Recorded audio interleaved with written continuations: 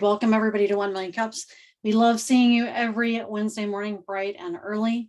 1 Million Cups is, go ahead and go to the next slide, part of the Kauffman Foundation. That is a national organization that launched 1 Million Cups to help entrepreneurs grow their business. There are 160 chapters across the country. We just happen to meet in the Fairfax area. Next slide. So if you would like to, you can check in on the mobile app through the 1 Million Cups app. You can also check in on the website. I will put that link in chat as well. Checking in means that we get to get lots of loot and let 1 Million Cups know that we have a lot of engagement, and followers means presenters get coffee mugs. So Jennifer, next time we see you, we'll get you either a coffee mug or a fancy schmancy coffee Yeti or something like that. So we do have a great organizing team and brand ambassadors. Please make sure, organizing team and brand ambassadors, to introduce yourself in chat. If anybody's interested in being a brand ambassador or wants to learn more, please reach out to John Rutenberg. And organizers, you can reach out to any of us via chat as well. Next slide. So as I said, this is a national and local mission. It's all about creating not only educational opportunities for business owners who bring their challenge question to us, but like last week when we had Ken Portnoy talk about AI, it's about educating our community as well. The pillars about 1 Million Cups, again, it's presentations, not pitches. If we were all millionaires, I would love to help fund your business, but we're not. So again, it's about authentic connections. It's not just networking, it's more than that. It is run by the community for the community by the community. Still need more coffee. And it is all about being inclusive. So whatever your background, whether you have an idea, whether you have a business that's a few years in, we're here to support you and help you grow your business and solve business challenges. So we do have 2 coffee sponsors for this month. If you're interested in being a sponsor, it does mean for the in-person meeting, you bring coffee, but virtually, we all get to bring our own. Office Evolution is our virtual space sponsor. John Yu is not on today, but I will speak about Office Evolution and Tyson's. You can see from the photos, it's a fantastic place, not only to rent space for you and your office, you can also be a virtual member. You can also rent their boardroom or conference rooms to do brainstorming sessions with clients or with your team. So if you are interested, please reach out to John Yu again in Tyson's, the Office Evolution there. And now I'm going to hand it over to Ken Portnoy, who's our other sponsor, the Profit Planner. So all of you out there, I want you to hold up your cups. Right? This is caffeinating entrepreneurship. And without caffeine, there would be no entrepreneurship, I'm absolutely sure. I'm Ken Portnoy, as you heard, with the Profit Planner. I provide CFO services for business and life. And what I mean by that is I work with people on their finances in business to create, sustain, and grow profitability, and then take those profits and put them to good use in their real life. Ken Portnoy, the Profit Planner. In the chat, you can find my scheduling link, so that if you'd like to have a conversation, I would like to have a conversation with all of you just to get to know you better. Grab that link, grab a mutually convenient time, and let's talk for a little while. I think next time, instead of doing the hand wave, we need to raise our coffee cups. I like that. So thank you for that. Entrepreneurship requires coffee for sure. We appreciate you being our sponsor. Virtual meetings, again, please make sure you use the hand wave, etc. You can also introduce yourself in chat. What I would say is, for those of you who are new, although I think many of you have been here before, our presenter will go today. That's Jennifer Frye. She'll present for 6 to 8 minutes. And then what we'll do is turn it over to the group to ask clarifying questions, to make suggestions, to share insights or what you've learned as a business owner. Please make sure, again, it will be moderated. Melinda, I believe, is our moderator today. And so she'll call on you, and we'll try to make sure we keep everybody in order.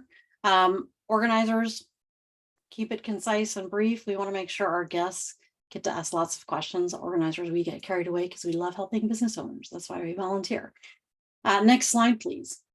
Just some best practices. Again, guests, please make sure you introduce yourself in chat. If you do want to share feedback, again, it's constructive, positive feedback. We can always have different perspectives. Here are some thoughts on how you might tee that up. Again, these are just some recommendations. It's important if you have the presenter share something and you're missing a piece of information, you can just say, hey, thanks for sharing that. Could you help me understand more about XYZ? So these are just some best practices from a conversation standpoint. All right, next slide. With that, I am so excited. Jennifer's going to unmute herself and introduce herself and get started.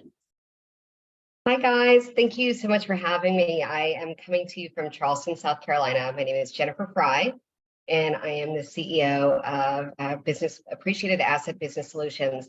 Also, to give you all a little connection, I lived in Northern Virginia a little bit out of college, and really familiar with the area and really love it up there. I'll be driving through in July, actually, on my way back up north for a couple weeks. So looking forward to visiting. So the challenge question that I have for you all today is really just feedback from anyone who's launched a national expansion strategy, whether that's their marketing strategy or your sales strategy. I would love to hear experience of how you've taken your service offering and brought it to a national stage. And we certainly are a national, we're actually an international business. We have partners, 4 partners globally as well. However, I'm really looking to expand our reach across the country and would love to hear of anyone who's really had success in doing that with their small business. So next slide. A little bit about me. I launched this business, Appreciated Asset, in 2018. It'll be 5 years this fall after spending my entire career in business development. I developed an expertise in strategy, messaging, really prospecting strategy, specifically that top of the funnel activity. Implementing and training teams in cold calling and appointment setting services specifically. Originally, I am from Boston. I moved here to Charleston from New York City many, many years ago, and I live here with my 9-year-old son, Maxwell. We do everything that Charleston has to offer every weekend and every moment that we can, and we absolutely love it here, so please come visit anytime. Next slide. Okay, so current situation. Oftentimes, when businesses come to work with us, they have grown their business to a certain level through word of mouth and referral. And they've found that they've plateaued a bit. They've also found that they're no longer receiving word of mouth and referral new business from someone who would be considered an ideal candidate for them.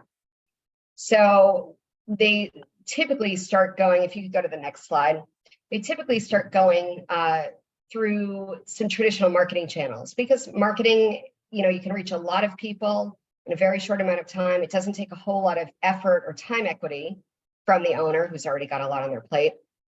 And you try a lot of different things. The lead funnels, ads, DMs, landing pages, that constant hamster wheel of content creation and all of the socials. It can be overwhelming at best for all of that. And what's still not happening, though, is they're still not having new business appointments with their ideal leads and a consistent pipeline month after month of those ideal leads just coming through seamlessly. So what we do is we create intentional growth for your business who's reached that point. And what I mean by intentional growth is, again, when you grow your business through word of mouth and referral, it's a wonderful thing. But knowing who your real target audience is, who you want to be in front of, we can create a very targeted prospecting strategy geared towards that, to be speaking and reaching out directly to those ideal prospects. Next slide, please. So our solution is our sales accelerator, where we create, build, and fill your sales pipeline.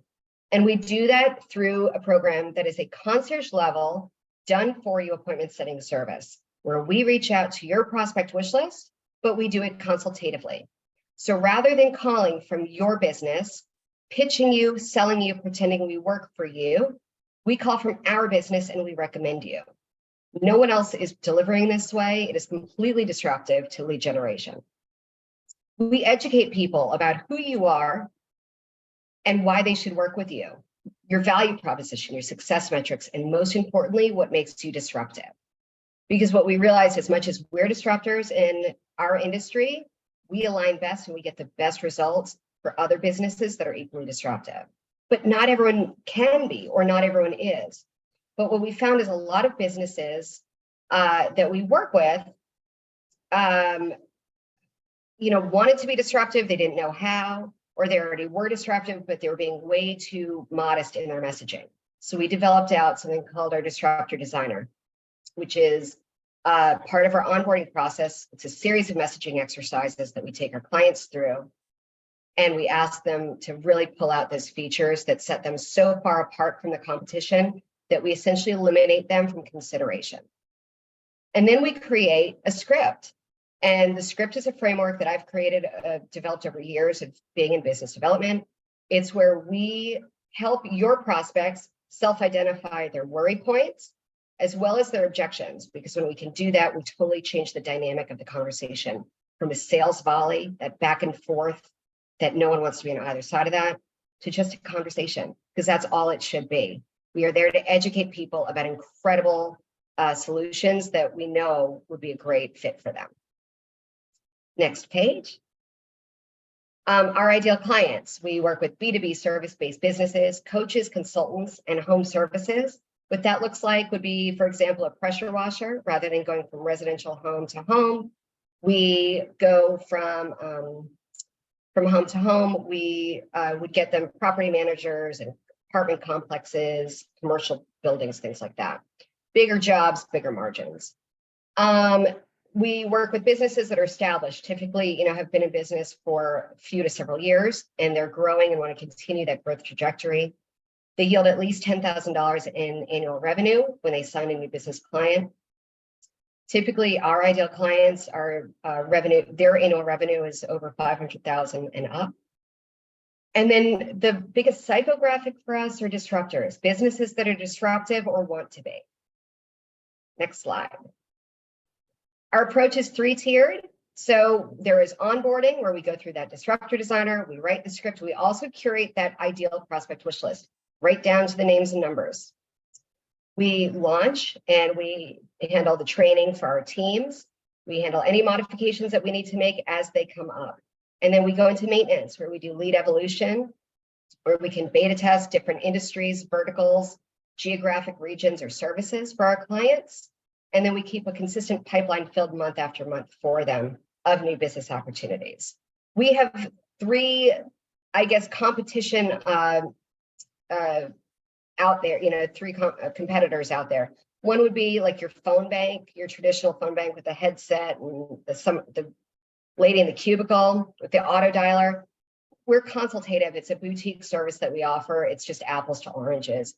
We recommend our clients. We don't pretend we're working for them. It's much different, much more comprehensive result. Businesses that rely on word of mouth. It's just not really a long-term marketing strategy if that's your only one. We create intentional growth for our clients, for the businesses that they know they should be in front of. And then the third option is businesses that hire a sales coach. And, while I believe deeply in coaching, I have one myself, and I highly recommend for any business looking to get better. We would typically say that, because our service is done for you, we're taking things off of the plate of the business owner, allowing them to focus on other areas of their business. So that's who we are and what we do. And I am happy to take any questions, comments, or perhaps a standing ovation. Thank you.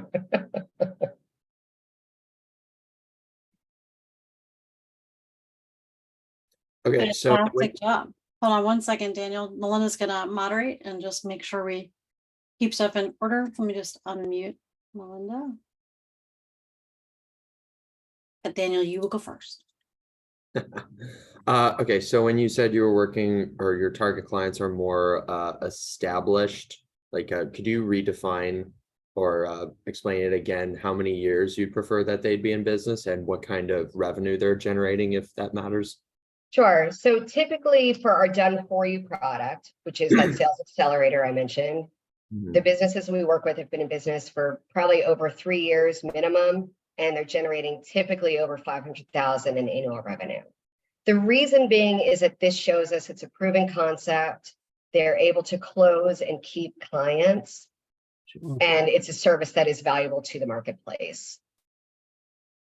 But we do work with clients in other ways where we have a done with you service where we take clients through that messaging exercise, and then we kind of let them, we teach them, we do all the sales training for them to do the cold calling, the outreach themselves, and then provide ongoing support. We also offer prospecting strategy as well for clients, either with the sales accelerator or on its own, where we give them all the tools to go do their own prospecting. Gotcha. Thank you. Please raise your hand if you've got any questions, and you can also put them in to the chat and I will try to get all of you. I see Ken, you've got a question to start with, and then Scott does. So why don't we start there? So very interesting, Jennifer. Thank you. I think that the notion of dialing out as a referrer is really creative and interesting. And I'm wondering, is it morally wrong for you to use your technology and approach to build your business? To build my own business, you mean? Well, you're developing clients for your clients. You Yes. have a unique approach to developing clients for your clients, but there's a Yeah. problem because your unique approach is to be a referrer, Yes. right? So there's this moral problem of you being a referrer to yourself, but you have this whole stack of technology and techniques for building a client base.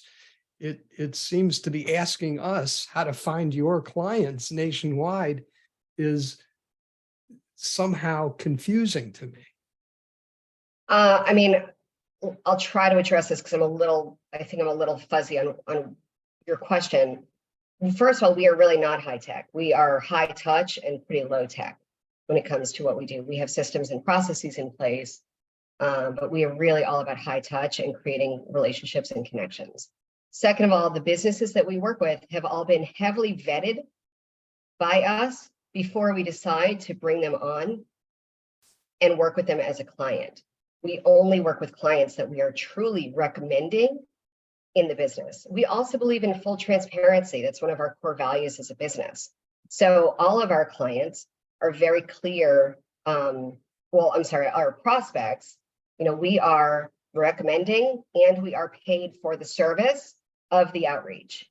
And I make no secret of that. And, everyone on my team is trained because, again, full transparency is one of our core values for our clients. And as far as what we do, we are here. My mission is to create a ripple effect for incredible solutions and help them create more awareness so that they can serve their prospects. So where's the barrier to your business? Simply, I would say probably time, I would say probably human capital right now. I'm a small business. All of my clients all of my team is in client delivery. And so I have, besides my administrative assistant, everyone else, and even she spends quite a bit of time on, client assistance as well. Thank you. That was very helpful to understand. Thank you. Next, we've got Scott, John R., and then myself. Thank you so much for your presentation. I really appreciate it. As you were sharing, one of the things that I was really curious about, not just in terms of the size of the business and the techniques that they've tried, but because you're a referrer, I would imagine the vetting process is expensive and time consuming. Are there certain characteristics of the team, or are there certain values that tend to be shared among the businesses that you work with? And if so, I'm curious what those values that you look for in the kind of business that you're looking to refer. Oh my God, I love this question. Thank you so much. Just like we do for our clients, as we grow, we elevate and niche in on our ideal prospect. we have a really good idea of what that client looks like. And the biggest thing for us is that psychographic of clients that are disruptive or they want to be. Those clients are like-minded and like-hearted. So when you look at businesses that really just don't want to rock the boat, they want to stand in with the status quo, they want to market as being 5% cheaper or 10% faster. Look, more power to you. It's a snooze fest, but good luck. And it's just not for us. And I'm not trying to be obnoxious. We want to work with businesses who want to make a difference, who want to stand out and say, we can do it better than it's always been done before. That's what we're trying to do for our clients. And that's what we want our clients to do for their clients in turn. So for us, that's the biggest thing that sets us apart, or businesses that want to collaborate to combine their expertise in their industry with our expertise in business development. And we create absolute magic together when that happens. Thank you so much. Thanks. Next is John. Thank you, Jennifer. That was a great, great presentation. Thank Even you. before you asked for the standing O, I was getting ready to applaud.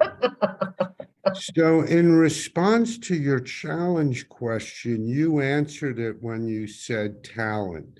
So for you to grow and have your values, you have to find that next person who has your values, where the population of demo, geo, and psycho are. Mhm. Because to expand it step by step before you have your fourth location, or in your case, you have some already. Mhm. But, you know, thinking small just nationally for a moment, you know, finding the right person is more critical than where she or he is. So that's first my statement on your challenge question. And you said it, time and talent, that's a large part of what you are. So I see, as if you approached me, my first question to you is, okay, so you're being paid by the so-and-so client. Have you ever utilized them? I mean, there's some times where we have, because it's relevant to our business, and other times that we haven't. I will tell you that's really interesting to me, because we have not received that question that I know of. Usually my team is pretty good about telling me about unique questions, but we haven't gotten that particular one. And it rarely comes up even of, are you being paid? Like, you know. You must meet with a lot of wusses, because I'm a disruptor, and that would be the first question out of my mouth. Just ask my friends in the room. I believe you. Yeah, and you addressed it. You said you're transparent. You're working for that company. Yeah, Okay, thank you. This was great. thanks. So my quick question, and then Jen, I'll have you come in, is going back to your first question of how do you expand on a national basis, going back to, or how do you expand? And one of the things that came to mind, because I've done a lot of this with companies I've worked for, I've launched companies and I've taken them national. You may want to look for other companies that do similar things to you and license your product or do something with them, train them, and it becomes a certain way of growing your business. There may be a way to take that. I think, for an example, I'm a marketing agency, and this is something that I could use with my clients. And to have that underneath me, or to be able to go to you as an outsource very, very openly, that would be a real fit for me. So I think in those kinds of terms of ways to expand the business. I love that. And actually, I would love to talk to you more about that offline, just because I've done a lot of it with companies that I've launched. And there are actually trade shows you can go to too, where you can meet people to do that, which will make things really simple when you start looking at your different industries, because you, again, with all of the associations or trade associations and everything else today, they have big events. and you could be a keynote speaker at these events on how you, with case histories of how you've done things. Mhm. And my other comment is, the other thing is maybe you write a book and you go to companies that are doing things like this and they tell their story. And that you take that book and you leverage it where they become people that businesses that will speak about your business and grow your business. They just become an additional voice you have in other cities around the country. So let's talk more later. I don't want to waste I'd the love time. I know to. Jen's Thank got you. great ideas, and I just wanted to throw some ideas out there. And I didn't put my ideas in here yet, but you're getting us. Thank you, Melinda. That's great. Great. Go ahead, Jen. So just a couple of clarifying questions. One, what have you tried so far and what hasn't worked? I think that's always an important question when it comes to national expansion. And then, are there markets that you prefer? Like, are you, as you think about national expansion, is it really anyone anywhere? Or are you looking in certain like top 10, cities in the country? What have you thought about so far as far as specifically where in the country? So I have utilized public speaking platforms for visibility. I am in some national networking groups as well, where I've gotten that visibility. The national clients that I have, I'd say probably 30% of our clients are here in Charleston. The rest are across the country. The other thing that I've done is through word of mouth and referral. We've gotten quite a few prospects and clients across the country. And then the second part of your question, Jen, I'm sorry. Are there certain markets you're looking at Yes. you've had Yeah. success? What I feel is probably the best initial fit for us is to go after tertiary markets like Charleston. Okay. So not looking at, New York City and LA, we're not even looking at, the secondaries, but markets with, 1 to 5 million people, those are probably more our markets. Just because we can get to the business owner faster, and the faster we can get to the decision maker, the faster we can get results for our clients. Perfect. Thank you. And just follow-up question, you said you did speaking. What are the national groups you belong to? I belong to the Dames, which is a national group for networking for women in 6- and 7-figure businesses for female entrepreneurs. I am a part of a group here in Charleston called the Harbor Club, which is business networking, but there's a national aspect to it as well. And there's a few others that I'm really looking at engaging in. I just got back into networking locally as well, since I don't know if you guys heard about this pandemic that we just went through. Did they have that there? Yeah. Yeah. So, Yeah. yeah, a little bit. So I've just in the last year or so gotten back towards networking and really making sure that I'm in the right rooms as well. Because as you all know, there's plenty of rooms you can walk into for a networking event that's just not your people. It's just not a lucrative place for you to spend your time. So really narrowing in that strategy and looking at taking that and trying to mirror that nationally as well. Yeah, thank you. Thanks. I just put into other women's organizations you should look at. John, you're next. Thank you. Thanks so much. So Jen, again, to respond to your challenge question of growing, I'm that next talented person. My question, therefore, is what's in it for me? I'm just role playing. I don't need another career, I promise. But what's in it for that next person? So I realize I'm going a little bit to the economics. And one of my sub questions is at the micro level of you're working for a client and you have to prospect to figure out who are the right clients for the client you're working for, who are the right targets.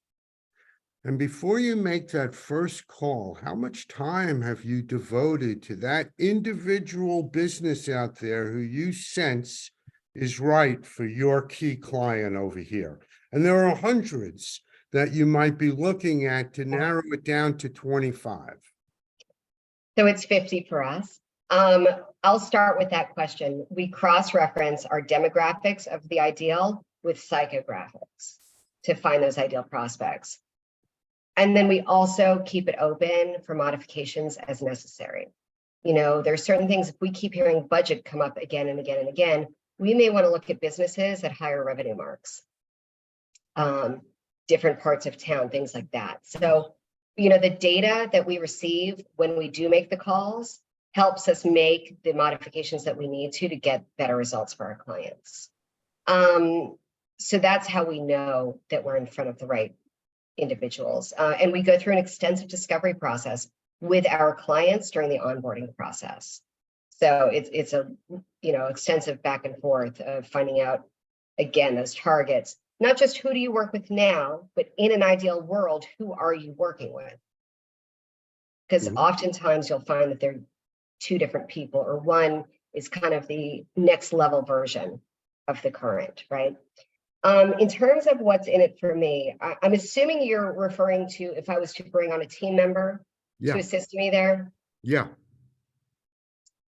That's a really interesting question because it's not something that I've really prepared for, but I can tell you that, you know, again, based on our mission of what we are here to do is create a ripple effect for businesses that are really impactful and really disruptive in their industries, helping them grow and expand. But also what I'd say, you know, maybe ideal for us is someone who's been kind of a career salesperson, but is over the stigma of what a salesperson needs to be successful. You know, I think we all have this like weird idea in our head of like that used car salesman, right?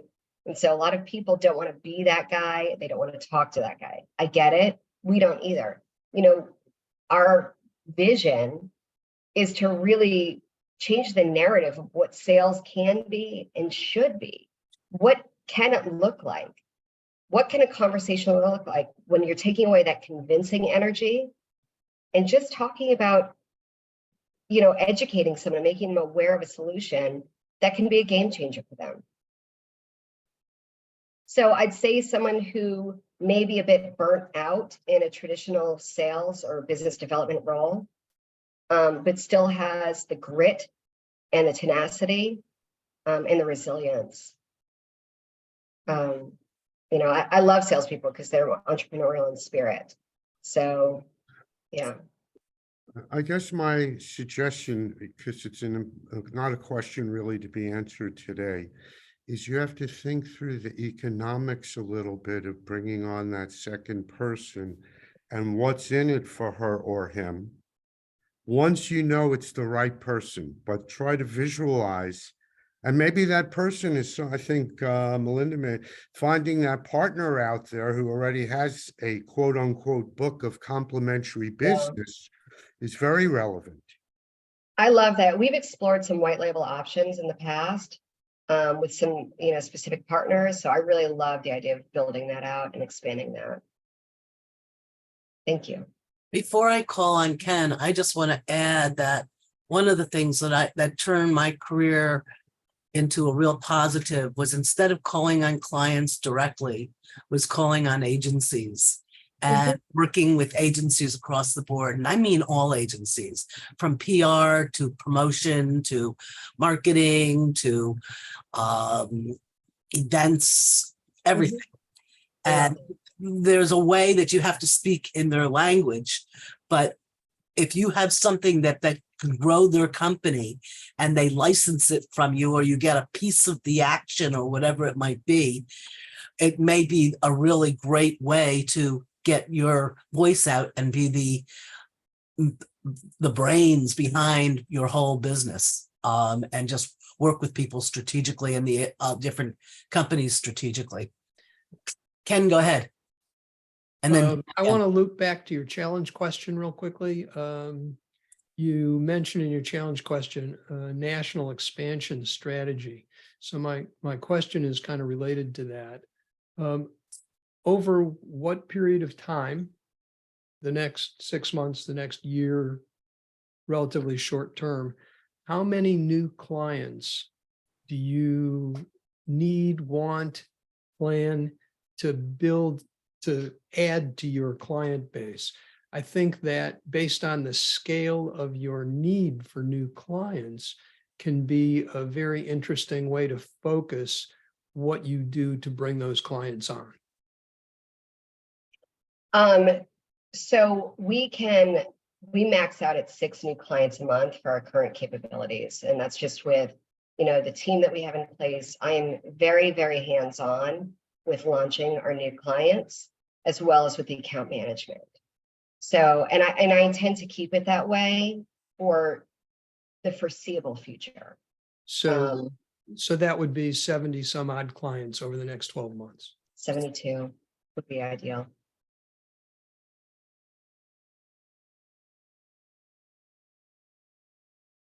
Next, we've got Jen. Sorry, I was incorporating notes. That's okay. I was waiting for Ken to continue his deep thinking and ask a follow-up question. But I'm disappointed, Ken. That's all right. Ask ChatGPT for a question. The question I had was, two questions. One, have you thought about partnering with any franchises that are in the same markets you're in, especially home services? And of the clients you have, are any of them franchisees? And then second, two of the associations that, and I put them in chat, that I would love for you to look at, or at least maybe I only put one in, but National Association of the Remodeling Industry. So NARI has a lot of higher end home services organizations. I would look at, who are their award winners, who are the people on either that association or others who really are the disruptors, to get a sense of, how might that help you target in the markets you're looking at. But those are my question and my suggestion.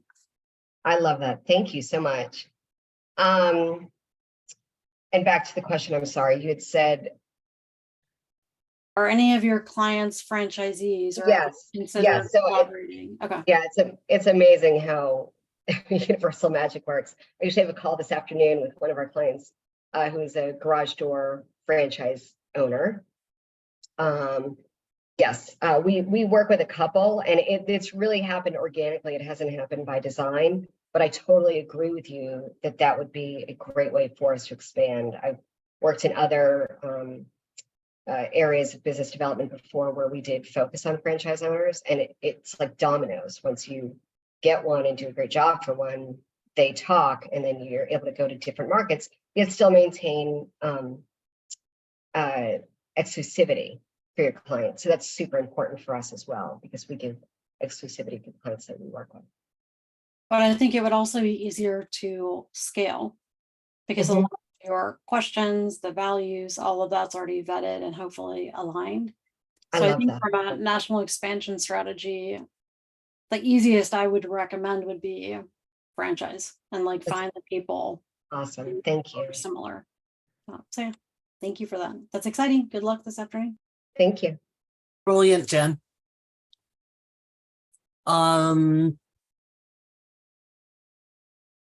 What's the worst client you've ever had, and what's the best client you've ever had, and why? The worst client I ever had was basically utilizing us as a Hail Mary service. Her business was failing. She did not have any clients. She had been losing clients. She did not have an offer that was compelling, and I really wanted to help her. And I was misled as to how stable the business was.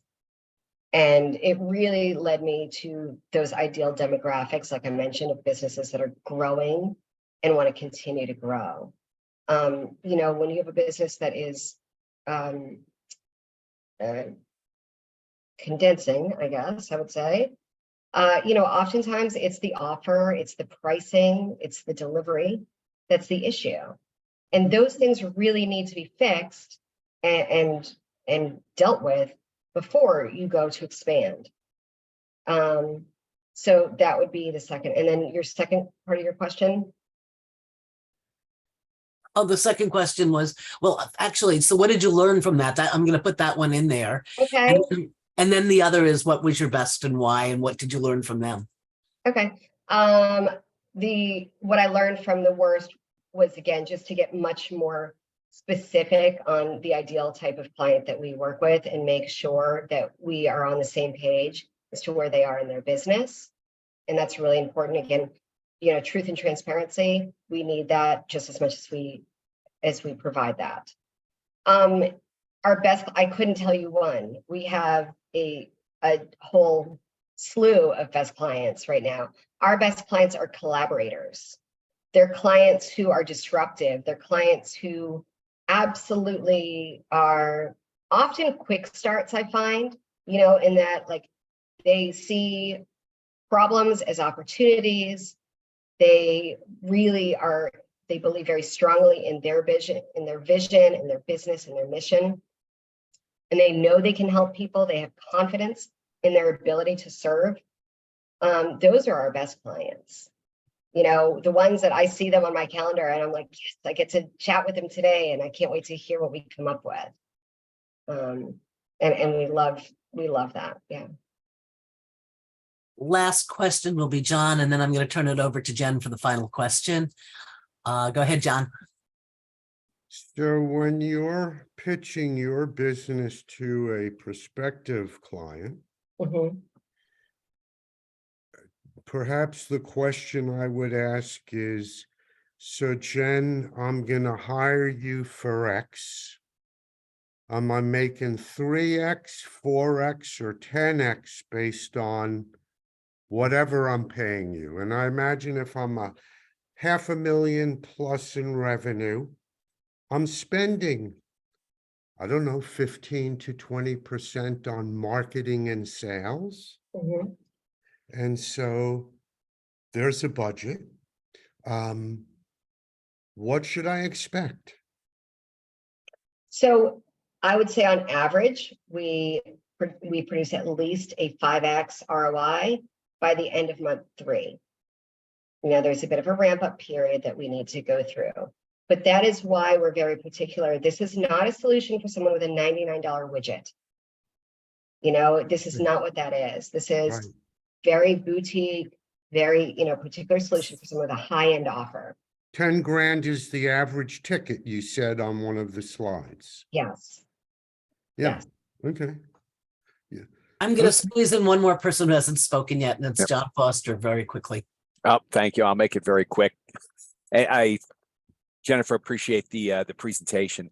The whole idea about franchising came up, and I don't know if it was mentioned, but I have a number of friends who are franchise brokers. Mm-hmm. And just to me, talking to those brokers to understand where the challenges are that they're dealing with, the franchises that they're brokering, and where your, potentially where your services would fit in. Yeah, that's a great idea. It goes very closely to, what Melinda had said about reaching out to, I think it was Melinda, you'd said something about the franchise owners, correct? Or was that Jen? We both. Okay, so, Yeah. it goes really closely with that, because what happens a lot of times with marketing companies, Melinda, is what you had said. Yep. Marketing is responsible for driving new business to their clients. Yep. And a lot of times if the clients are not growing, they blame the marketing company because they say it's not working. But what you really often need to do is take a closer look at what is the sales process? What's happening when someone comes into your world? What does that look like? What is that process in place? A lot of times I hear someone say, well, I do great when leads come in, when leads come onto my plate. Well, that's good. That's not really a sales strategy.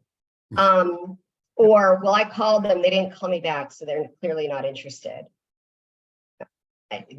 We would not be on this call if I just built my business through leaving someone a message and expecting a call back. That's just not how it works. Right. So, it's a lot about like partnering, like you said, with the franchise brokers, because I could see the same thing happening. Someone buys a business. Well, it's not working. We're not growing. Right. Well, what is the process? What does this look like? And we can really get in there, not just with our done for you service. We can do that, but also with the consulting that we do with our clients for the prospecting strategy, Mhm. we can really get in there and look at the process and look at it from several different angles of prospecting, not just cold calling. Look, I believe cold calling is the fastest, most effective way to build rapport with your prospect wish list, but it's not the only way. I haven't only built my business through cold calling, most of it, but I've also done networking, referrals, speaking, word of mouth, all of those as well. So we want to teach everyone how to be successful in each way. I just got to ask a quick follow-up question as far as the pandemic goes and how you've seen that change. Well, first of all, we can do stuff like this now. Yep. And you can see that I work in my house. You can see my son allows me to rent out a small space in his playroom to run my empire, really to pay for his Pokemon cards. But so I think that's the first. And I think particularly for women, it has really taken down a veil of this, the compartmentalizing that we needed to do prior, that we could be either professional or have families and children. Yeah. That's the first. And I am so grateful for that gift. I'm grateful for the ability to speak to Fairfax, Virginia this morning. Yep. From my desk. I also think that people are realizing that it can be done a different way. It very similar along that line. You know, we always thought we had to be in the office, right? And now we see we don't really have to do that to be productive and create growing businesses. There's a lot of things that we thought it had to be a certain way. Now we're seeing that it doesn't have to be. And then I think people have also seen, business owners in particular, that they want to utilize their business to create a life. And that they're not working, you know, they don't want to be working 80 hours a week. They want to be doing things that keep that balance, you know, whatever that looks like. I think work-life balance is such a, I mean, like, what does that even mean? That means something different for everyone, really. And we can define that for ourselves.